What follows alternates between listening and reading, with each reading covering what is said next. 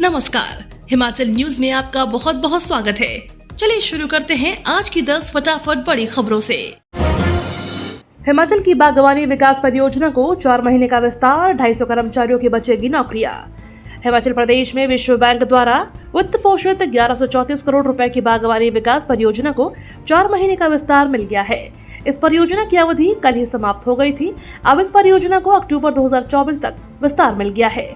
इस परियोजना के विस्तार में तैनात 250 से ज्यादा कर्मचारियों की नौकरी भी कुछ समय के लिए बच गई है। 50 करोड़ रुपए की राशि को बागवानी विभाग अब तक खर्च नहीं कर पाया था, उसे खर्च कर सकेगा। मिड डे मील के तहत स्कूलों में तैयार होंगे न्यूट्रिशन गार्डन। प्रदेश के सरकारी स्कूलों में पढ़ने वाले बच्चों में पोषक तत्वों की कमी दूर करने के लिए न्यूट्रिशन गार्डन विकसित करने होंगे। उच्च शिक्षा निदेशालय की ओर से इस बारे में ग्रामीण और शहरी एरिया के सभी स्कूलों को निर्देशित कर दिया गया है। इसमें पैदा होने वाली ताजी सब्जियों से बच्चों को मिड डे मील के तहत मिलने वाले भोजन में परोसा जाएगा, ताकि इन बच्चों की सेहत सुधर सके। फ्री बिजली योजना बंद करने की तैयारी में प्रदेश सरकार, जल्द कैबिनेट में आएगा मुद्दा, बोले जयराम। नेता प्रतिपक्ष जयराम ठाकुर ने कहा कि सुक्खू सरकार हिमाचल प्रदेश के लोगों को मिल रही फ्री बिजली को बंद करने की तैयारी कर रही है। पहले भी कई प्रकार के जतन किए गए जो कामयाब नहीं हो पाए, लेकिन अब सरकार आयकर के दायरे में आने वाले लोगों को यह सुविधा वापस लेने की तैयारी कर चुकी है। बहुत ही जल्दी ये मुद्दा कैबिनेट में भी आने वाला है। हिमाचल सत्ता आने के कांग्रेस ने इस तरह के झूठे वादे किए थे, झूठी गारंटियां दी थी, जिसमें एक गारंटी यह भी थी कि प्रदेश वासियों को बिना किसी शर्त के 300 यूनिट बिजली मुफ्त दी जाएगी। सरकार को बने 1.5 साल से ज्यादा हो चुका है, लेकिन इस गारंटी के मुख्यमंत्री द्वारा एक बार भी बात नहीं की गई। हिमाचल के 780 सरकारी स्कूलों में मुखियाओं को प्रशिक्षित करेगा समग्र शिक्षा, हिप्पा में ट्रेनिंग शुरू। समग्र शिक्षा स्कूलों में शिक्षा की गुणवत्ता के साथ यह सुनिश्चित कर रहा है कि ये शिक्षण संस्थान सरकार द्वारा निर्धारित प्रशासनिक एवं वित्तीय नियमों के अनुरूप चलें। इसी को ध्यान में रखकर समग्र शिक्षा प्रदेश के स्कूलों में प्रशिक्षण कार्यक्रम आयोजित कर रहा है। समग्र शिक्षा इस वर्ष प्रदेश के कुल 780 स्कूलों के प्रधानाचार्यों और मुख्य अध्यापकों को प्रशिक्षित करेगा, जिससे कि निर्धारित नियमों के मुताबिक अपने कर्तव्यों का निर्वहन कर सके। मॉनसून सीजन को लेकर हिमाचल सरकार अलर्ट, पीडब्ल्यूडी कर्मचारियों की रद्द की गई छुट्टियां। हिमाचल में पिछले साल हुई भारी बरसात से सबक लेते हुए लोक निर्माण विभाग ने कर्मचारियों की छुट्टियां मॉनसून सीजन समाप्त होने तक रद्द कर दी हैं, ताकि भारी बरसात में भूस्खलन और डंगे गिरने की बाधित होने वाली सड़कों को जल्द से जल्द खोला जा सके। लोक निर्माण विभाग में केवल विशेष परिस्थितियों में ही कर्मचारी छुट्टी लेने के लिए आवेदन कर सकते हैं। वहीं लोक निर्माण विभाग के अधिकारियों को भी अलर्ट रहने को कहा है। सब्जी के दाम ने बिगाड़ा रसोई का स्वाद। मॉनसून के साथ अब सब्जियों के दाम भी आसमान छूने लग गए हैं। सब्जियों के दाम बढ़ने से अब रसोई का स्वाद भी बिगड़ने लग गया है। इस हफ्ते में टमाटर के दाम 60 रुपए, आलू के दाम 40 और प्याज के दाम 50 के पार हो चुके हैं। दाम बढ़ने से अब गृहिणियों के किचन का बजट भी गड़बड़ाने लगा है। मटर के दाम ही 180 रुपए प्रति किलो तक पहुंच गए हैं, जबकि फ्रांस बीन 90 रुपए प्रति किलो पर पहुंच गई है। तड़के के लिए महत्वपूर्ण प्याज के दामों में भी उछाल आ गया है और इनके दाम 50 रुपए प्रति किलो पहुँच चुके हैं। वीकेंड पर मनाली लाहौल में उमड़ा सैलानियों का सैलाब।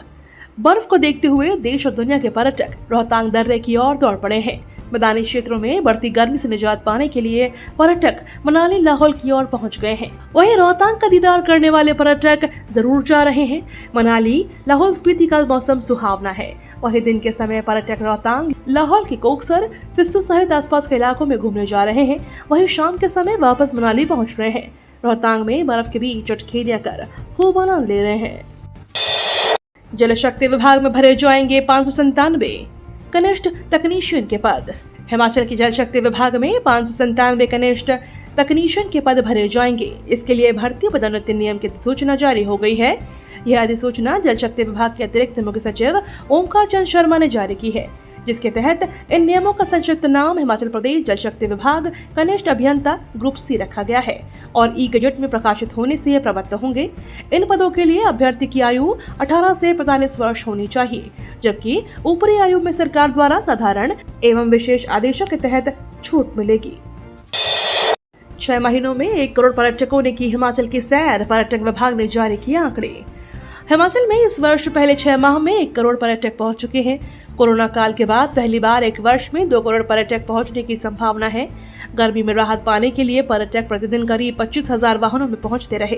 प्रदेश के अधिकांश हिस्सों में पर्यटन स्थलों में पर्यटकों की आमद सी रही। पर्यटन विभाग की ओर से जून में पर्यटकों की आमद का आंकड़ा जुलाई के दूसरे सप्ताह में जारी रहेगा। ऐसा माना जा रहा है कि यह 25 से 30 लाख का होगा। जमीन के नीचे से गुजरेगा 85 किलोमीटर 4 लेन। हिमाचल में करीब 85 किलोमीटर 4 लेन जमीन के नीचे बनेगा। इसके लिए NHAI ने केंद्र सरकार और पर्यावरण मंत्रालय से मंजूरी हासिल कर ली है। NHAI 68 सुरंगों का निर्माण करने जा रहा है और इनमें से 50% से ज्यादा की DPR भी तैयार कर ली गई है। NHAI ने अभी तक 11 सुरंगों का निर्माण पूरा कर लिया है, जबकि 27 का काम प्रदेश भर में चल रहा है और 30 सुरंगों की DPR तैयार की जा रही है। NHAI ने ज्यादातर सुरंगों के प्रस्ताव पिछले साल आई आपदा के बाद ही तैयार किए हैं। बड़ी राहत, वोल्वो बसों के किराए में कटौती। अब दिल्ली से मनाली आने वाले सैलानियों को HRTC ने बड़ी राहत दी है।